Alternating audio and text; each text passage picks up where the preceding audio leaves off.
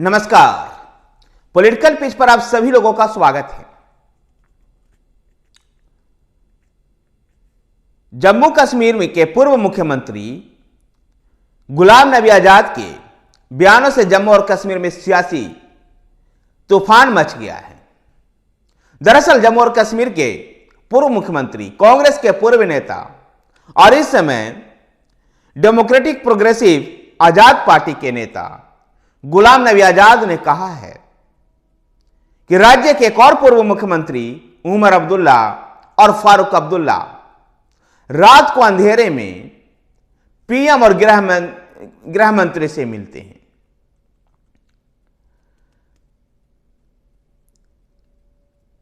गुलाम नबी आजाद ने सवाल उठाया कि आखिर रात के अंधेरे में ही उमर अब्दुल्ला और फारूक अब्दुल्ला प्रधानमंत्री नरेंद्र मोदी और गृह मंत्री अमित शाह से क्यों मिलने जाते हैं। गुलाम नबी आजाद ने फारूक अब्दुल्ला पर यह आरोप भी लगाया कि अब्दुल्ला परिवार को यह जानकारी थी कि जम्मू और कश्मीर से अनुच्छेद 370 समाप्त किया जाएगा।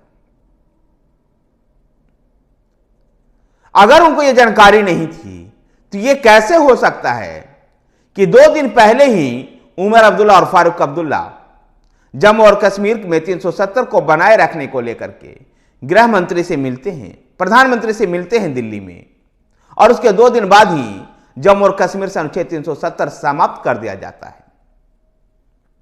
गुलाम नबी आजाद ने आगे यह भी कहा कि कहा तो यहां तक भी जाता है कि अब्दुल्ला परिवार ने ही बताया कि इन लोगों को हिरासत में रखनी है,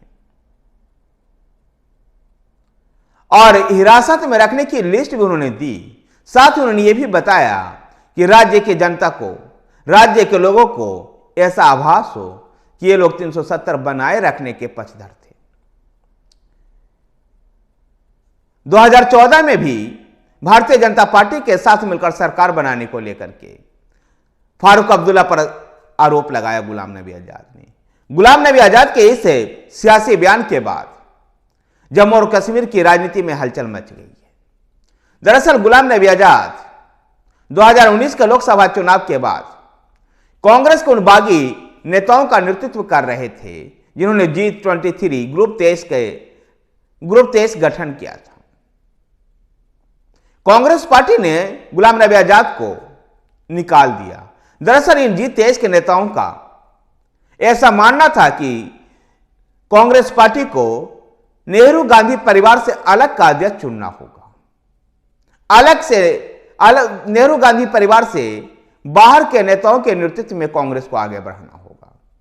नेहरू गांधी परिवार, विशेषकर राहुल गांधी से उन लोगों को शिकायत थी। गुलाम नबी आजाद को जब कांग्रेस पार्टी से निकाला गया तो गुलाम नबी आजाद ने जम्मू और कश्मीर में डेमोक्रेटिक प्रोग्रेसिव आजाद पार्टी का गठन किया। गुलाम नबी आजाद कांग्रेस में वरिष्ठ नेताओं में शुमार होते थे। वो राज्यसभा में नेता प्रतिपक्ष भी रहे। गुलाम नबी आजाद कई ऐसे मौके पर कांग्रेस के लिए राष्ट्रीय स्तर पर संकट मोचक भी बने थे। लेकिन अब गुलाम नबी आजाद कांग्रेस पार्टी से बाहर हैं और डेमोक्रेटिक प्रोग्रेसिव आजाद पार्टी नाम से एक नई पार्टी गठन कर राजनीति कर रहे हैं। गुलाम नबी आजाद के इस बयान के बाद फारूक अब्दुल्ला ने भी कहा है कि अगर उन्हें पीएम से मिलना होगा तो वो रात में नहीं दिन में मिलेंगे। उमर अब्दुल्ला ने भी अपने सोशल मीडिया साइट एक्स पर पोस्ट करते हुए लिखा है कि गुलाम नबी आजाद वह गुलाम है जो वर्ष 2015 में जम्मू और कश्मीर में राज्यसभा सीट के लिए हमसे भीख मांग रहे थे। उन्होंने आगे भी लिखा है कि 370 के बारे में अगर हमें पता था तो हमें क्यों हिरासत में रखा गया, हमारे ऊपर PSA भी लगाया गया।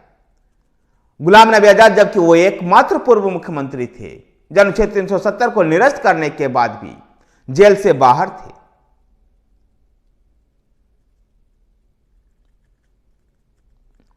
साथ ही उमर अब्दुल्ला ने कहा कि मेरे पिता फारूक अब्दुल्ला अगर पीएम मोदी से रात को अंधेरे में मिलते थे फिर भी उनको क्यों घर से निकाल दिया गया, जबकि गुलाम नबी आजाद साहब का घर बचा रह गया। नेशनल कॉन्फ्रेंस के उमर अब्दुल्ला और फारूक अब्दुल्ला समेत नेशनल कॉन्फ्रेंस के तमाम प्रवक्ताओं ने गुलाम नबी आजाद पर दोहरे रवैया अपनाने का आरोप लगाया। उन्होंने कहा कि गुलाम नबी आजाद दिल्ली में कुछ और बोलते हैं और जम्मू और कश्मीर में आकर कुछ और बोलते हैं।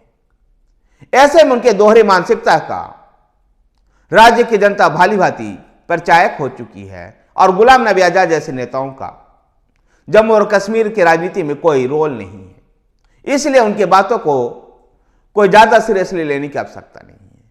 लेकिन निश्चित रूप से गुलाम नबी आजाद ने यह बयान दे करके कि उमर अब्दुल्ला और फारूक अब्दुल्ला रात के अंधेरे में पीएम और गृह मंत्री से मिलते हैं, जम्मू और कश्मीर में सियासी तूफान मचा दिए हैं।